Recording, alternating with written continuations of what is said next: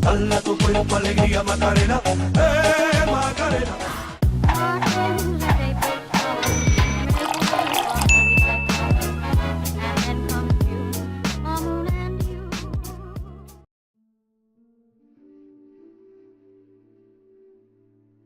Con la reciente salida de la película de Black Panther, que por cierto ya he tenido la oportunidad de ver, Panini Comics ha aprovechado para publicar diversas etapas del personaje, como ya comenté en la reseña anterior, entre las que se encuentran la etapa clásica de Jack Kirby, continuada por ciertos autores que de manera posterior dieron su toque al personaje aportando algunas historias. También se ha reeditado la de Christopher Priest, que es precisamente de la que hablé en el vídeo anterior, y por último han sacado un tomito que se supone que continuarán próximamente, titulado ¿Quién es Pantera Negra?, claramente enfocado para aquellos que tengan curiosidad por el personaje y quieran acercarse a ese origen, y que no es más que una reedición de un material que ya había publicado Panini anteriormente. Esto no es como en la etapa de Priest, que sí que publican números ya publicados por Forum, pero añaden otros que habían quedado inéditos en España. De hecho, el tomo que ya había publicado Panini antes se titulaba igual, ¿Quién es Pantera Negra? Lo que pasa es que solamente incluía los 6 primeros números de la colección, que se mantiene dentro del sello Marvel Knights, por cierto, por lo tanto vamos a ver en cierto modo cómo se mantiene ese toque adulto, que es la verdad más o menos lo único que os vais a encontrar aquí. Es decir, me explico. El tomo en sí, ya hablando en más profundidad de la historia, se compone de un primer arco conformado por 6 números guionizados por Hoodlin, como van a estar todos los números de este tomo, y dibujados por John Romita Jr., un autor que la verdad es para mí bastante fetiche desde que dibujó aquella maravillosa primera etapa del Spider-Man de Straczynski. En este arco lo que vamos a tener va a ser en resumen una especie de intento de acercarnos a los orígenes del personaje, pero dejándolo rápidamente a un lado y metiéndonos de lleno en una guerra entre dos países africanos. Por un lado Wakanda con su tecnología, como bien se sabe, muy desarrollada, y por otro el otro país enemigo que se ve que también es parecido en capacidad tecnológica, pero que está dominado por una profunda dictadura y que está en unas situaciones muy pésimas. Entonces vamos a tener al señor Klaue, villano clásico de esta serie, mercenario donde los haya, aliándose con distintos elementos, distintos personajes que van a intentar realizar esta invasión a Wakanda y poner en jaque a T'Challa, que recientemente ha sido nombrado rey tras la muerte de su padre por el propio Klaue. La verdad es que es un arco muy loco, como toda esta serie. Vamos a ver al rinoceronte yéndose de la cabeza, sí, el rinoceronte de Spider-Man va a estar ahí. También vamos a tener a otros personajes no tan conocidos, como el hombre radioactivo, que se va a poner ahí a hacer sus líos él solo con el vibranium de Wakanda. Tenemos incluso a un caballero de las cruzadas que va montado en un Pegaso alado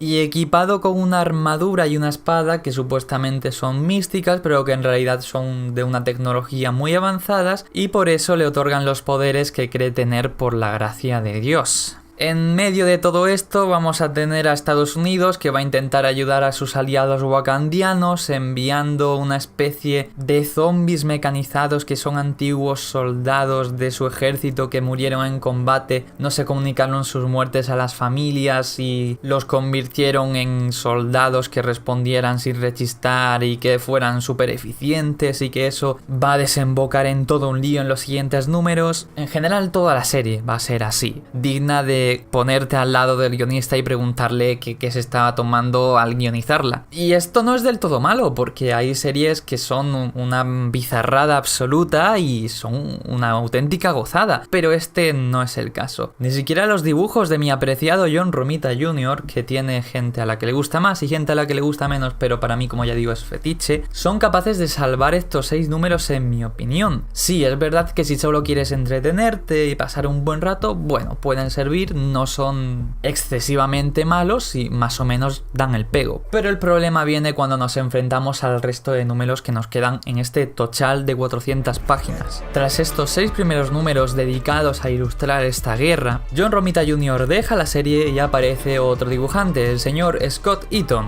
que tampoco hace un mal trabajo, pero queda eclipsado por los guiones, que son una auténtica locura, sin rumbo, y que a mí desde luego se me han hecho pesados de leer. Vamos a tener unos 4 4 números crossover con la Patrulla X en un pequeño arco argumental titulado Reino Salvaje, en el que vamos a ir turnando entre números guionizados por, si no me equivoco, el señor Peter Milligan y dibujados por el español Pepe Larraz, la verdad es que de una manera muy llamativa y que a mí por lo menos ha sido de lo que más me ha gustado de la serie, y de nuevo números de la serie de Pantera Negra guionizados de nuevo por Hoodlin. Esta historia tampoco está del todo mal, no os la llegaría a recomendar, pero no es algo que te hierva los ojos. Pero entonces llegamos a los números 10, 11, 12 y 13 de la colección, en los que directamente, si ya teníamos un barco sin rumbo, el guionista Hoodlin coge ese barco, se pone al timón, lo arranca, lo quema y se tira al agua junto a las tablas que han salido de madera disparadas por todos los aires, porque la verdad es que vaya tela. El hilo de este arco, entre comillas, va a ser que resulta que T'Challa, como rey, tiene una responsabilidad de buscarse una reina lo más rápido posible y va a pegarse un viaje a América con excusas políticas a ver si habla con distintas ex que ha tenido a lo largo del tiempo por si cuaja alguna y se quiere ir de reina con él. En medio va a aparecer, porque sí, Luke Cage, que pronto se va a unir a su equipo de búsqueda de una pareja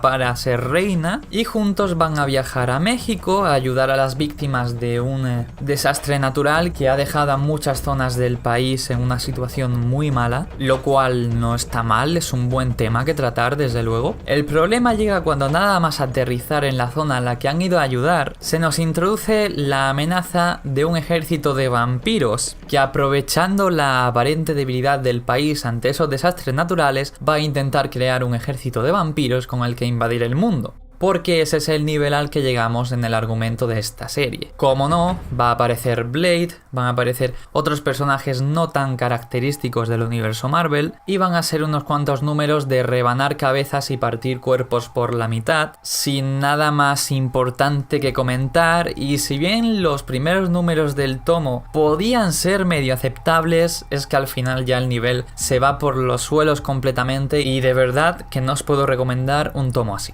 Cabe comentar también que de nuevo los 6 primeros números son los más estables dentro de lo que cabe en cuanto a argumento. Sí que se introducen temas y se ve por parte del guionista que hay ganas de hablar sobre cosas algo más trascendentales, quizás, como puedan ser su opinión sobre la iglesia o muchas pullitas políticas que mete por ahí en medio. Aún así, el nivel, ya digo, no deja de ser mediocre en ningún momento, e incluso a Romita Jr. no lo he visto en su mejor momento aquí. Las escenas de acción no son lo suficientemente espectaculares como tendrían que ser y simplemente pasan sin más. Y una cosa que noté y me pareció muy curiosa es que cuando aparecen las Dora Milaje o Dora Milaje, como las llaman en la película, en el doblaje español, no tienes ni idea de si son hombres o mujeres, porque realmente por el contexto deduces que son las Dora Milaje y que son mujeres. Pero es que si no te lo dicen o si no lo piensas, tienen cara de hombre, porque todas las caras están dibujadas igual y no se distingue nada. De hecho, la única manera que parece que tiene el dibujante de distinguir un género con otro aquí es dibujando cuerpos femeninos muy sexualizados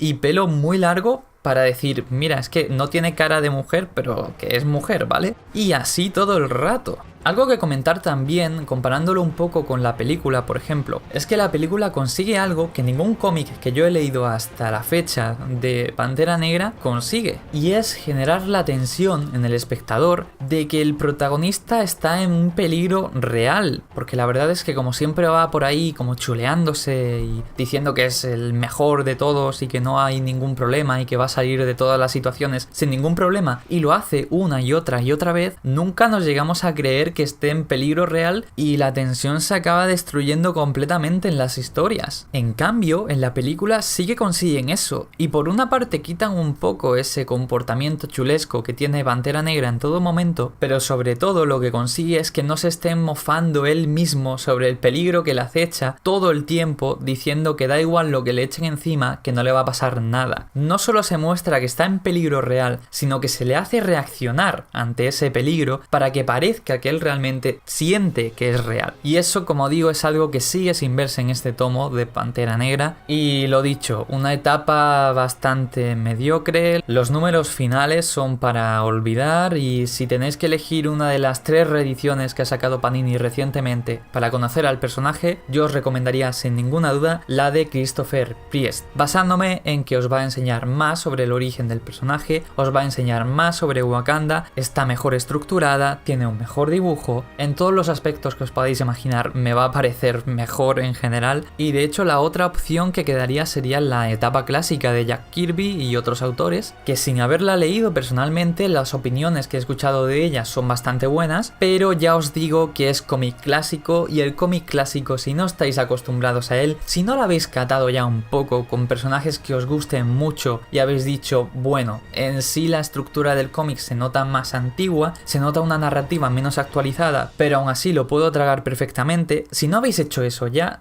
yo os diría que no os la jugarais, porque lo más habitual es que como es tan diferente y mucho más lento en el ritmo narrativo y demás, os acabe cansando. Nada más, pues por fin tenéis una reseña de un cómic que no me ha gustado, lo cual no significa que sea malo en sí, sino que simplemente no coincide con mis gustos en prácticamente todos sus aspectos y no lo recomiendo. Aunque he de decir que traer reseñas de cosas que no me gusten probablemente sea lo menos habitual del mundo, porque si hablo de un cómic, el 80% de las veces será porque quiero dar ese cómic a conocer para que alguien más lo disfrute y pueda pasar un buen rato con él. Pero eso, al menos veis que también puede caer alguna que otra crítica negativa de vez en cuando. Así que eso, espero que os haya gustado el vídeo, que os haya sido de utilidad y hasta la próxima reseña.